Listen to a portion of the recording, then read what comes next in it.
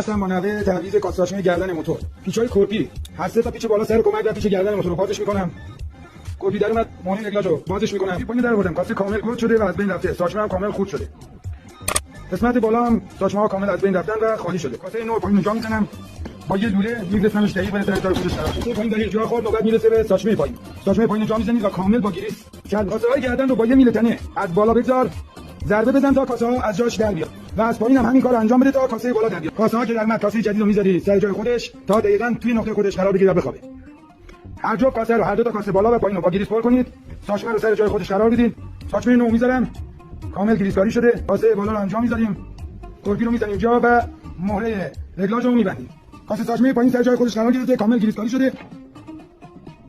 مهره کورپی رو میبندیم زیر دست. فقط با فشار دست بسته بشه که کورپی روون بچرخه. فقط شالی نباید داشته باشه و کار کاسه ساچمه تموم شد. به ترتیبی که باز کردیم پیچای کورپی رو میبندیم.